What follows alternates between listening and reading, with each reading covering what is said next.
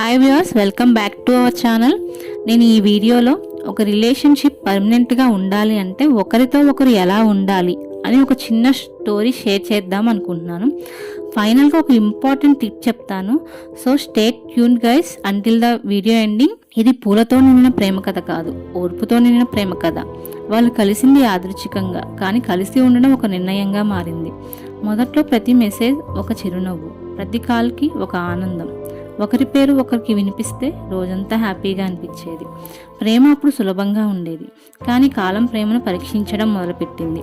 బాధ్యతలు వచ్చాయి, భయాలు వచ్చాయి, కలలు కొన్నిసార్లు వేరువేరు దారులు చూపించాయి. ఆమెకు కావాల్సింది ఆడంబరాలు, గిఫ్ట్స్ కాదు, ఆమె విలువ అర్థం చేసుకోవడం.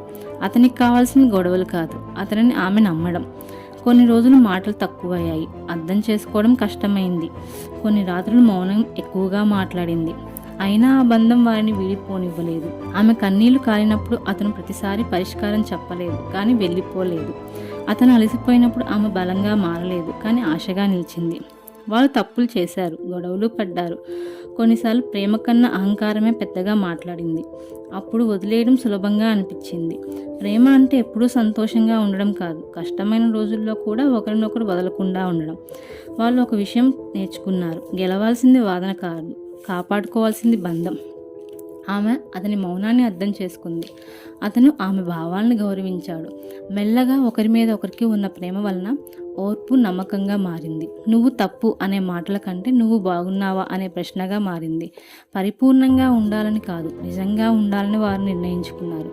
కొన్ని రోజులు ఇంకా కష్టంగా ఉన్నాయి, కానీ ఇప్పుడు వాళ్ళు ఒంటరిగా లేరు. ఒకరోజు వాళ్ళు వెనక్కి చూశారు.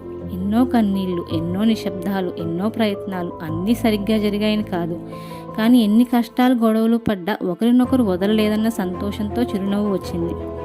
అప్పుడు వాళ్ళు అర్థం చేసుకున్నారు: అందమైన ప్రేమ అంటే పరిపూర్ణమైన కథ కాదు, అందమైన ప్రేమ అంటే అసంపూర్ణ మనుషులు ఒకరినొకరు పూర్తిగా ఎంచుకోవడం. ప్రేమ అంటే అందమైన తోడు కాదు, బాధ్యత కలిగిన తోడు దొరకడం నిజమైన అదృష్టం. So I want tell you some words guys.